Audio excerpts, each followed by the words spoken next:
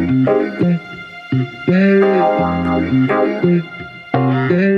everyone, welcome to another video with Rebel Resource. This is my video recap of my first place finish at Misty Mountain Games.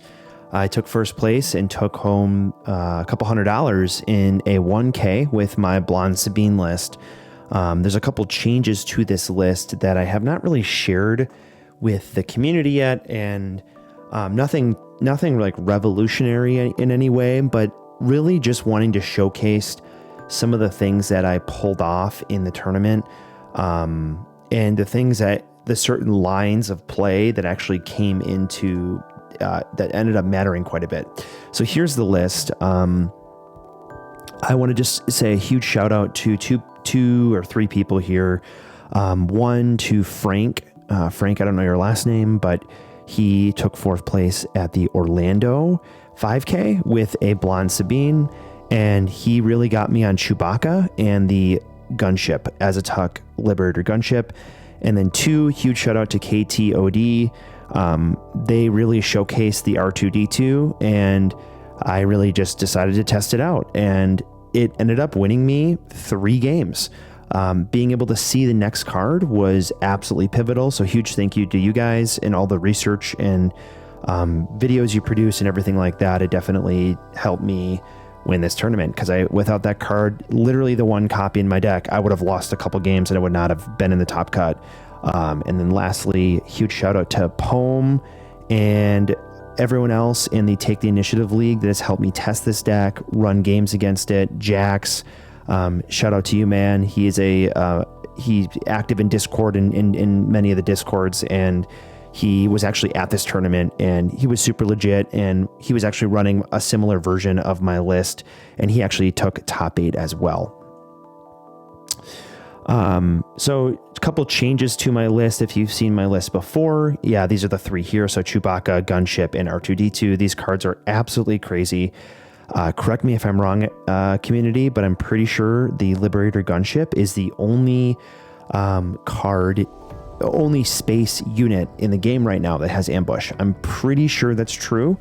It is the only space unit with the keyword ambush printed on it. So very, very powerful card. I think they knew that ambush was a strong ability in space, and they didn't really put it on that many space units. And that makes this card a absolute standout. It's also a heroism card.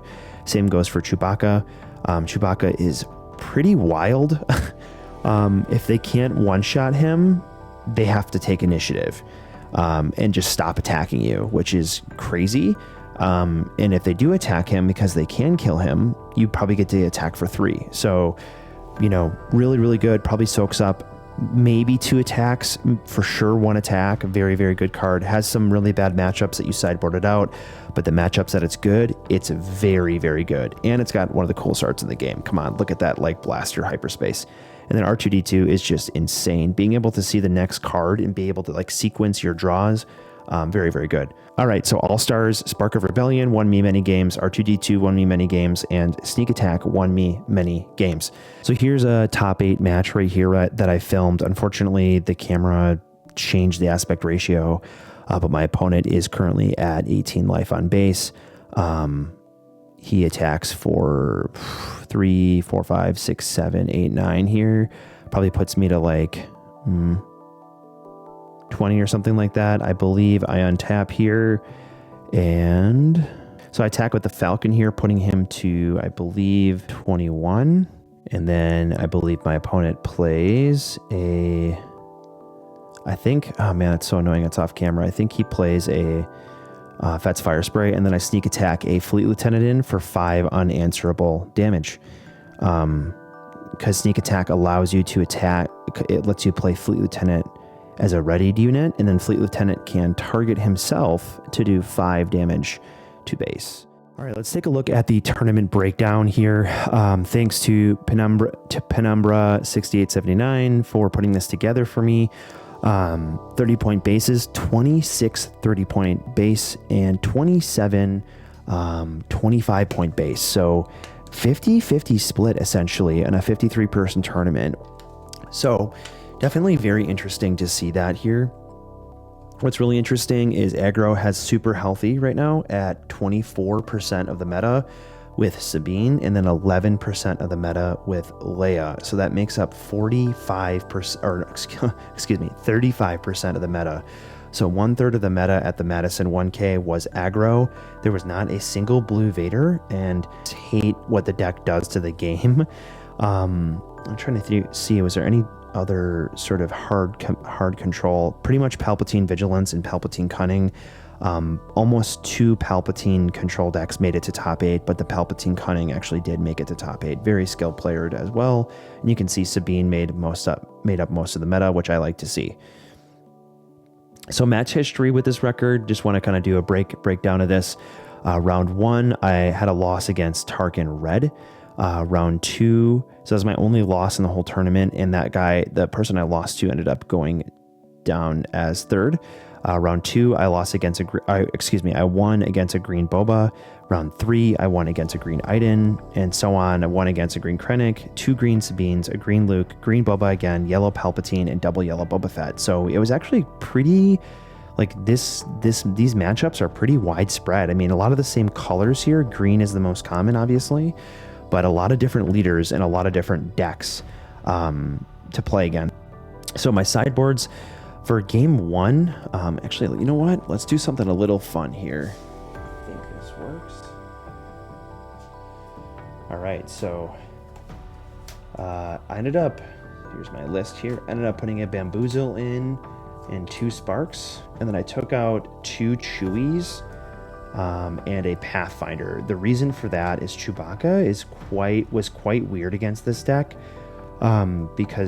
specifically because the Tarkin would pump up its units so large that I felt like Chewie would just get one shot every single time. And Chewbacca is not good if he gets one shot. He's really good if he can get 2 shot. And so you take him out against decks that consistently one shot him. So I took those out, and I put in the Spark of Rebellions. So that felt pretty good. I still ended up losing that game. Game 2 against Green Boba, same exact thing. I put in 2 Sparks and a Bamboozle. The Bamboozle is just really good at shutting down Boba when he comes down, and you can play it for free. So you're not giving up tempo. You might be giving up hand size, but you're not giving up tempo. You're still able to play this for 0, Bamboozle for 0, and then you can play other units and tap down Boba so they can't, untap those resources. I take out my Spec Forces because I don't think a lot of people are on the Gamorrean Guards train yet. But there's just not a lot of Sentinel in space, and that's really what the Spec Forces are for, is the Sentinels in space.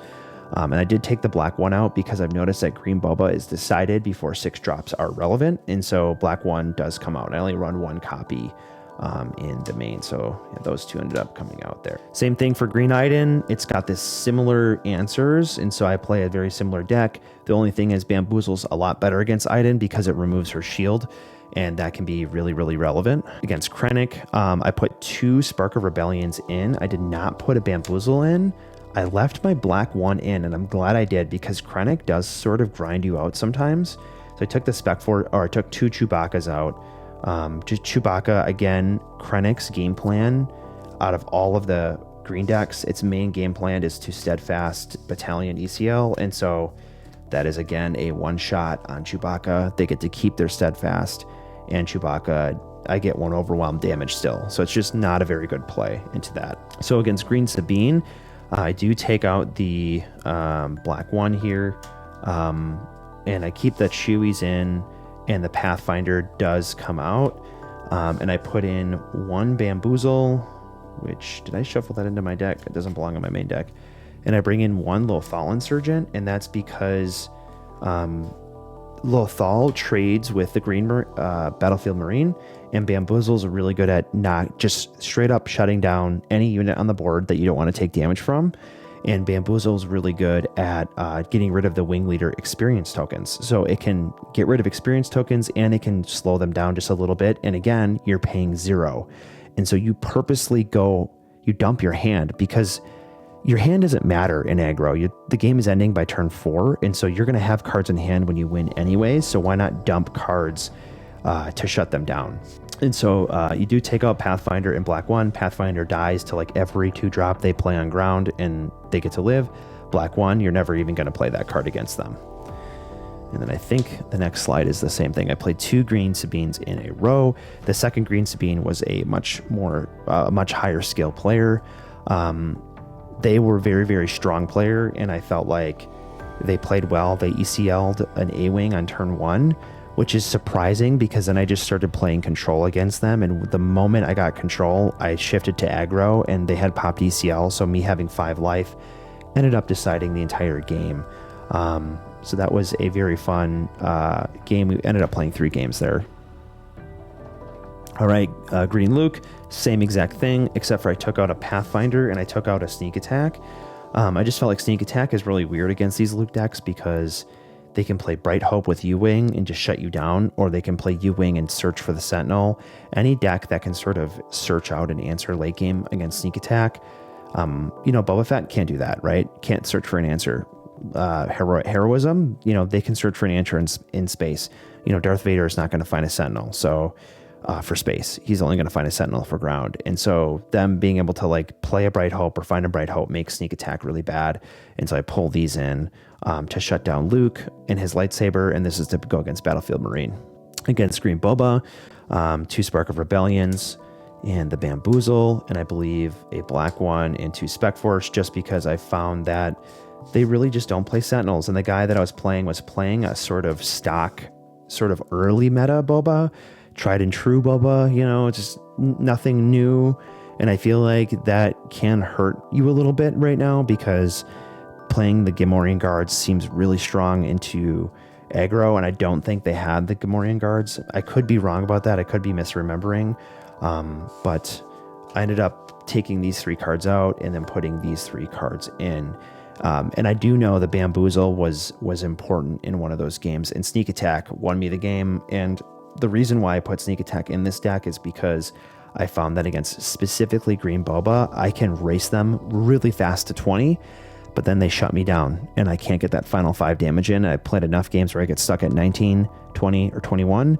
Sneak Attack is the answer that I get to get another readied unit, and if they don't draw all 3 OBs, then I should be able to get that last bit of damage in. The yellow Pelp was absolutely insane.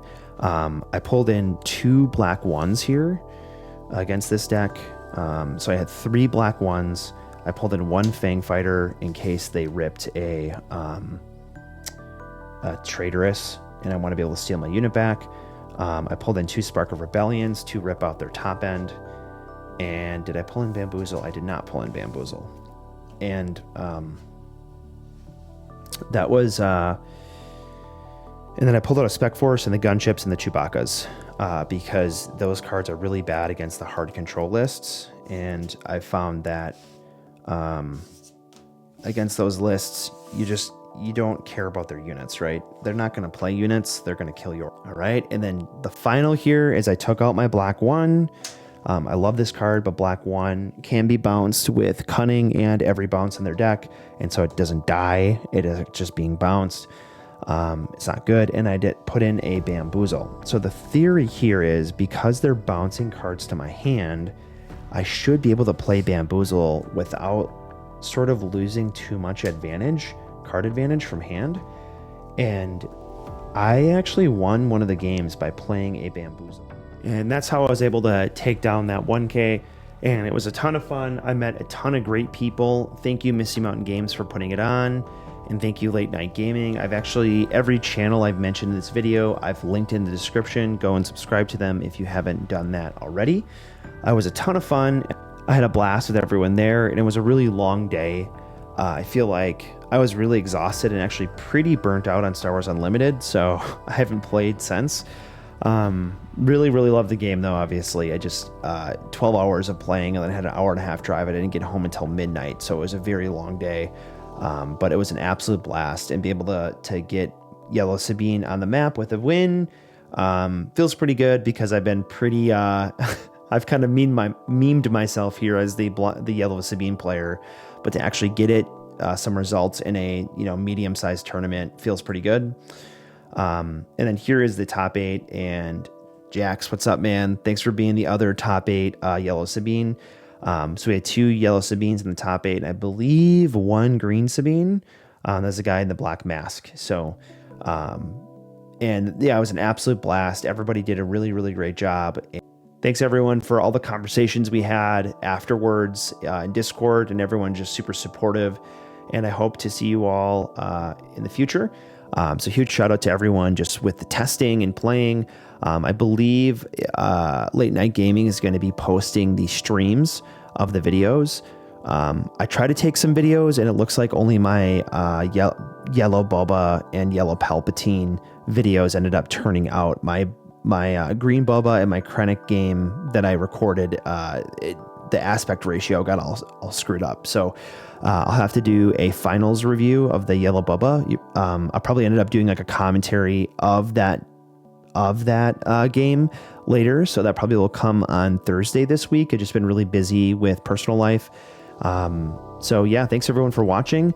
I can't do this without you guys. And if you liked this, if you like this content, if you want to learn more about Star Wars Unlimited, it's going to be spoilers, reviews, deck techs, interviews, everything Star Wars Unlimited. And I'm open to doing new things as well. So suggestions down in the comments, and definitely give me a like and subscribe. Appreciate each and every one of you. And I hope to see you next time when I take first place again. See you later.